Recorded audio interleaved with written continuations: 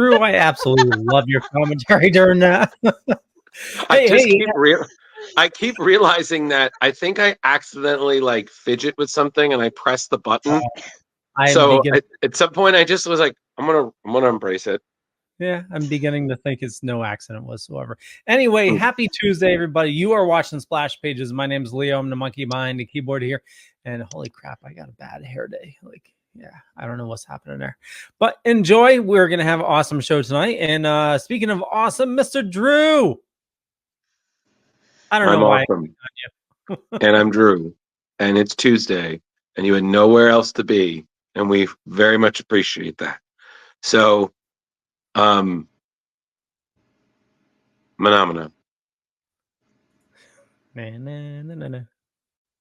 Carrie. Hey, it's Tuesday. I'm Carrie. This is Ratatosker. Ratatouille. Say that 3 times. Shut up, Drew. But we are here to hang out with you on this special Tuesday night because we have nothing better to do either. And as you can see, I have lights now again, so you can see some of my crazy shit. I'm super organized. Yeah. You have a couch? Well, over there, I'm sitting on a chair. Oh wow! But my sofa's over. My sofa's over here. This is the tea table, and then like right next to it is a sofa where I keep the couch machete. Carrie, this gotta is have a couch for that. But this is not comic book cribs. Wait, is that real? Oh yeah, I keep it stuffed in underneath the seat of my sofa so that when I answer the door, I live by myself. I'm a woman. Oh my God! And so if I answer the door, I have to have the couch machete. What, Leo? Why? No, everybody has a couch machete. Leo, I totally. Why would she have a fake machete? I'm thinking about all the snakes he can kill with that. Well, and I also, in case I'm just going to open up the door, I have my ice pick for the front orbital lobotomy through the door. You're just like, hello? These are the things that I have.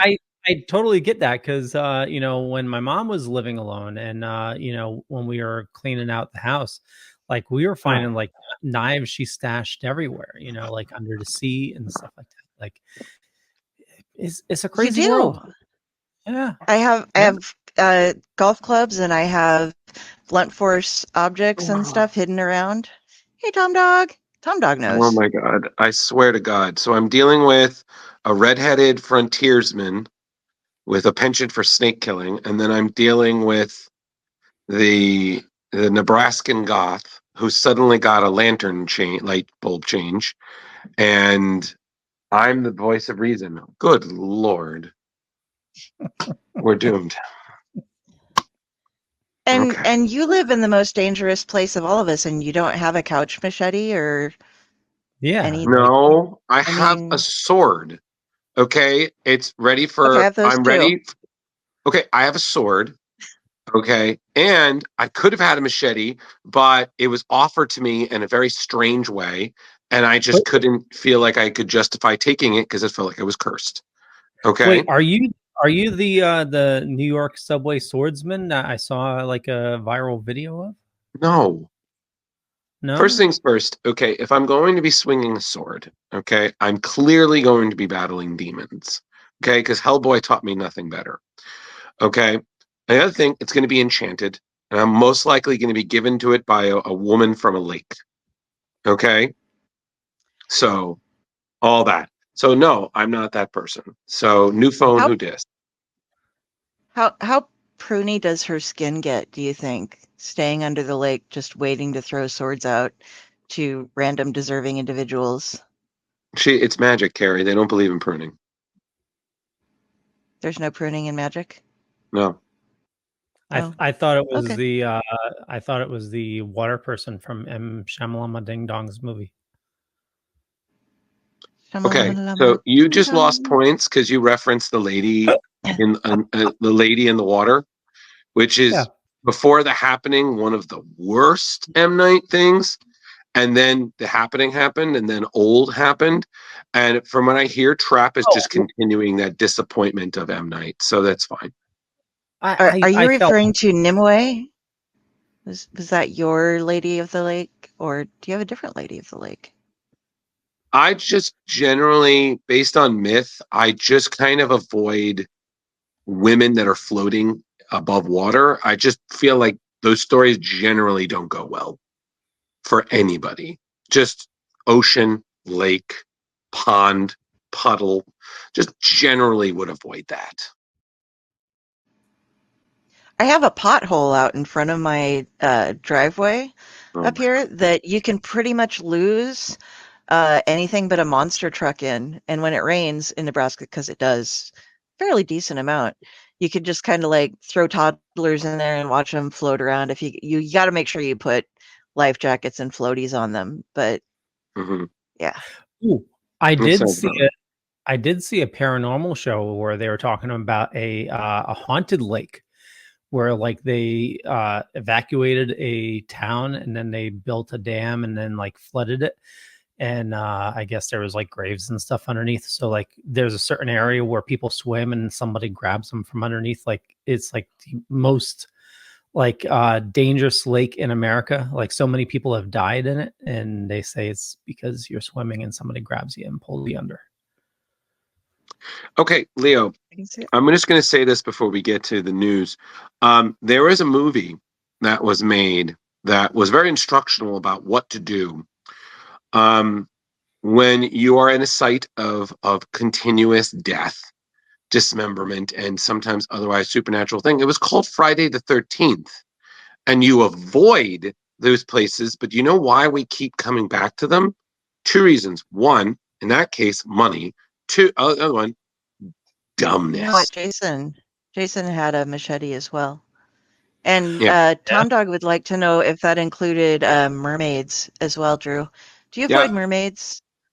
You see, number one, I avoid all mermaids that are not officially sanctioned by Disney, because in my head, that is a slippery slope to a siren.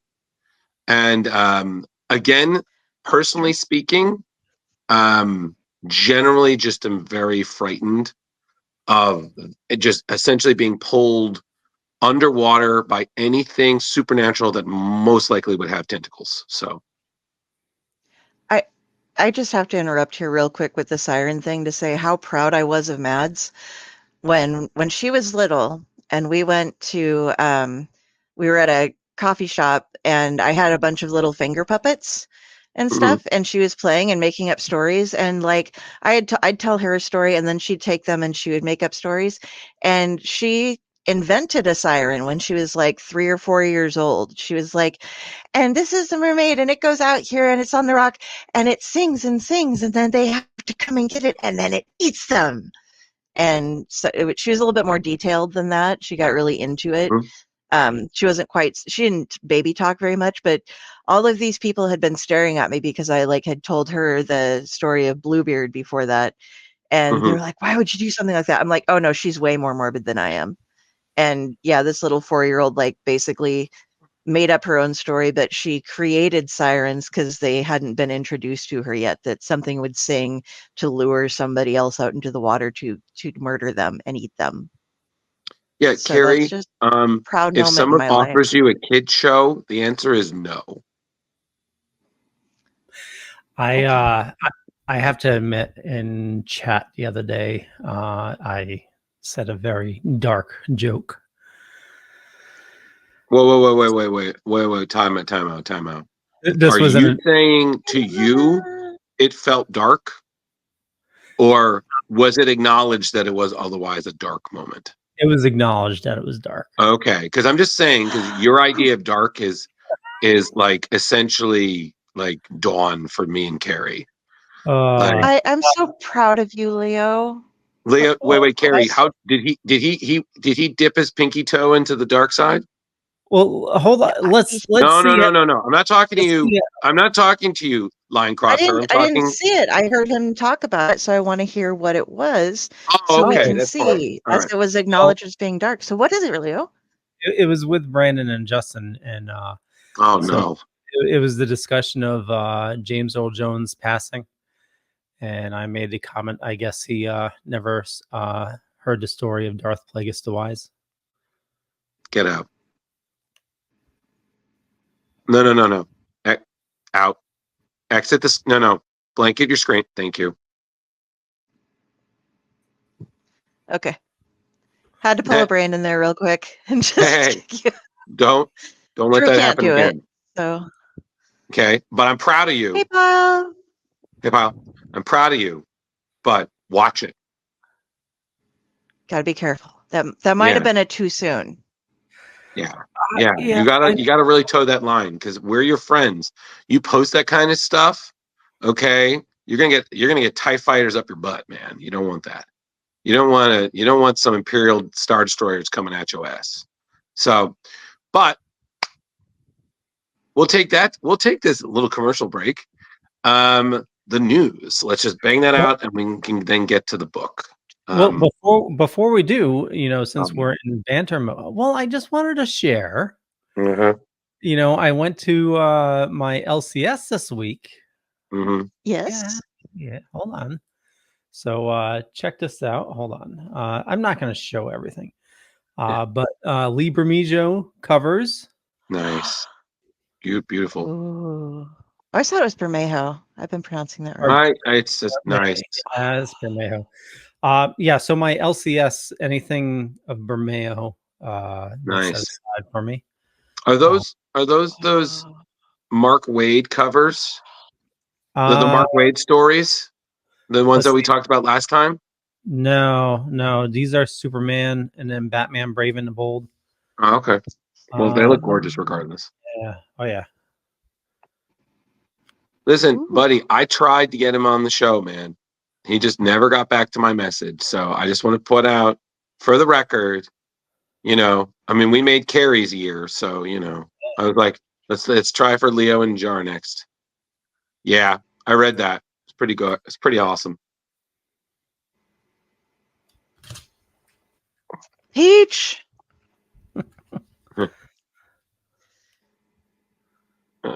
Yeah. Check this out. Yeah, the Wolverine cover. And I didn't realize I pre-ordered this. The red band one. Ooh, you got the red band. Yeah. I don't know. That's pretty. That's the Scotty Young's amazing. Yeah. I don't know. I gotta say I feel like I was a little underwhelmed with the Hickman Capullo Wolverine. Like the artwork is great, but the story, I was like, I don't know. Did you get to read it, Leo? Not yet. No, I literally just picked it up. Like Carrie, you read it, right? Which one?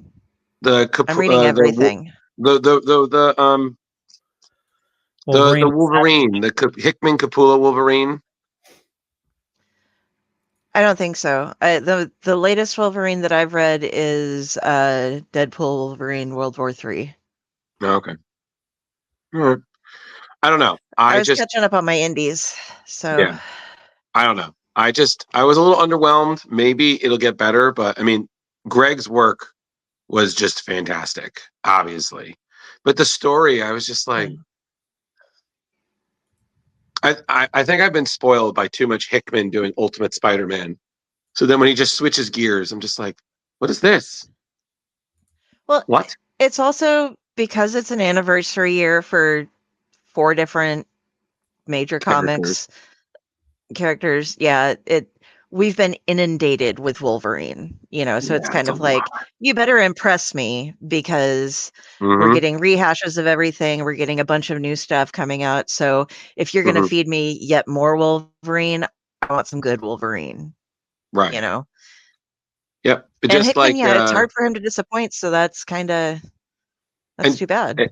And Leo, did you hear that yet again? Shocker, Chris Claremont is doing another X-Men book. Really? Yeah, but they didn't really announce much about it because his latest book, Deep Cut, it's experiencing some delays. So I think they're waiting till that's back on schedule and coming to an end. But you know that It's going to be another X-Men miniseries, most likely filling in blanks in his 30-year run.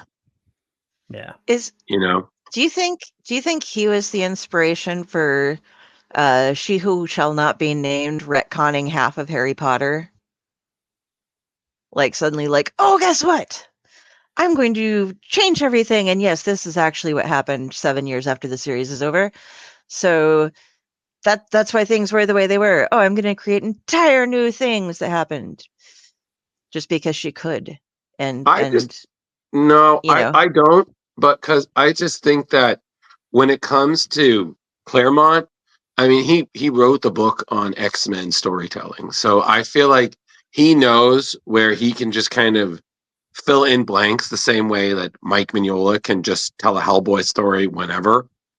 Because, you have 40 something years of adventures and cases and whatnot. So you just have a nice range where you could just be like, yeah, I'm just going to do a story in 1956. Okay. There we go. So it's just whatever. But yeah, well, most likely when Marvel announces it, we'll cover that. But I saw that and I was just like, hey, look, an announcement that doesn't surprise me at all with as little detail as possible.